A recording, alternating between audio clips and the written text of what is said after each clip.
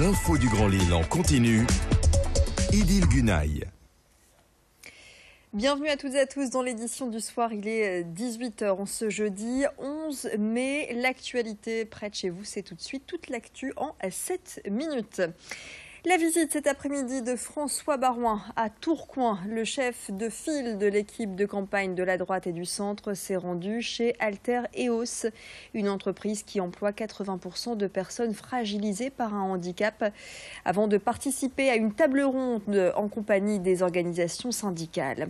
Quelques jours après la présidentielle qui a vu le parti Les Républicains éliminé dès le premier tour, François Baroin a voulu se montrer rassembleur en vue des législatives du mois prochain.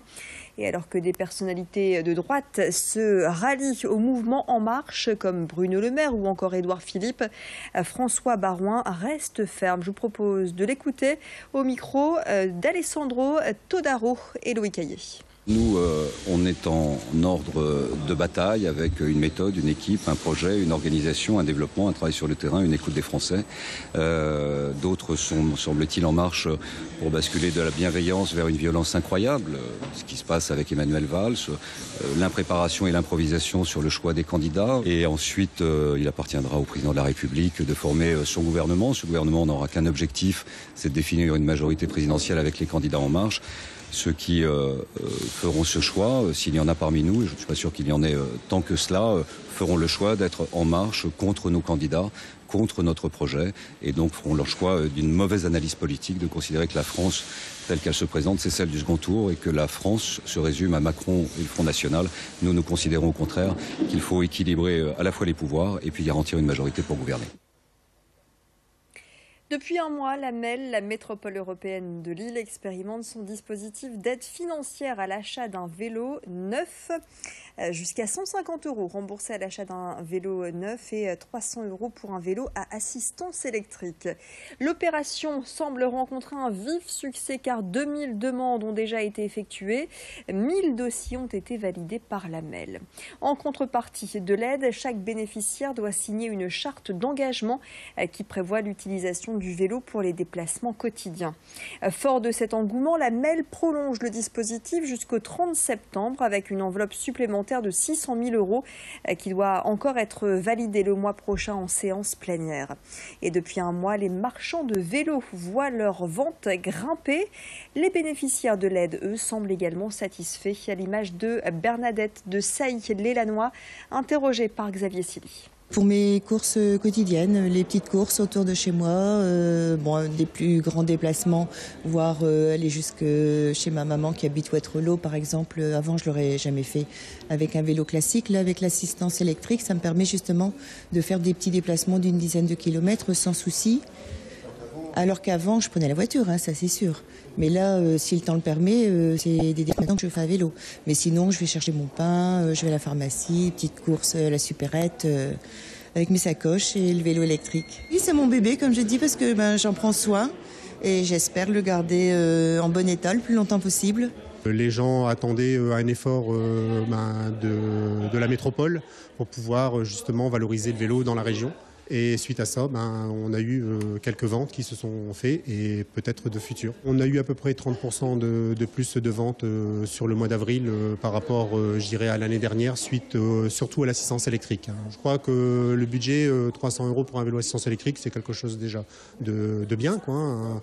Parce que, je dirais, en budget, normalement, on est entre 1500 et 2000 €. Ça fait quand même déjà un certain prix. 18h04, découvrons à présent un endroit atypique. Ceci n'est pas une boulangerie, c'est ce qui est inscrit à l'entrée de ce commerce situé à Croix. Il vient tout juste d'ouvrir. Sa particularité, être à la fois une boulangerie, une épicerie et une galerie d'art. Le pain est élaboré sur place. L'épicerie propose des aliments sains, pour la plupart vendus en vrac.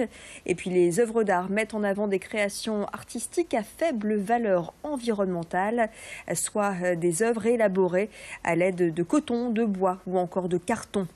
Ce lieu, c'est l'idée de Cécile et Anne. L'une a passé son CAP boulangerie, l'autre est artiste. Vous l'aurez compris, tout a été pensé dans un esprit éco-responsable. C'est ce que nous explique Anne, cofondatrice du concept, au micro de Vincent Vieillard. On a finalement fait le choix d'un four électrique parce qu'on n'arrivait pas à faire de tubage pour un four à bois, mais on a opté pour de l'énergie verte. Et sinon, on a un pétrin et un batteur pour mélanger les pâtes, sinon rien d'autre. Pas de congélateur, parce que bien souvent, les produits qu'on consomme en boulangerie sont passés au congélateur. Pas non plus de diviseuse ni de façonneuse. Toute la pâte est divisée à la main, pesée à la main, elle est façonnée à la main. Et c'est pour ça que ça représente plus de travail. Notamment, la baguette, on n'en aura pas... c'est les premiers arrivés, les premiers servis, parce qu'il n'y en aura pas... il n'y en aura pas 1000, parce que façonner une à une chaque baguette à la main, c'est un travail assez important. Les Français sont de plus en plus adeptes du faire soi-même. Depuis quelque temps, c'est le domaine de la cosmétique qui est concerné. Et même s'il reste une minorité, les consommateurs sont de plus en plus nombreux à fabriquer eux-mêmes leurs produits de beauté.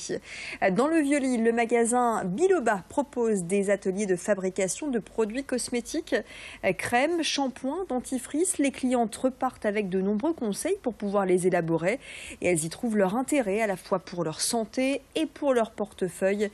Et puis fini les emballages superflus. Xavier Silly a rencontré quelques-unes des participantes à cet atelier cosmétique. Je vous propose de les écouter. Je connaissais les shampoings solides, mais je connaissais pas les autres produits qu'on pouvait faire en solide. Et c'était hyper intéressant de le faire soi-même, surtout. Je pense que c'est ça qui est hyper intéressant. L'utilisation de l'huile de coco et de la cire d'abeille, c'est deux produits qu'on n'associerait pas forcément pour créer un produit et surtout un dentifrice.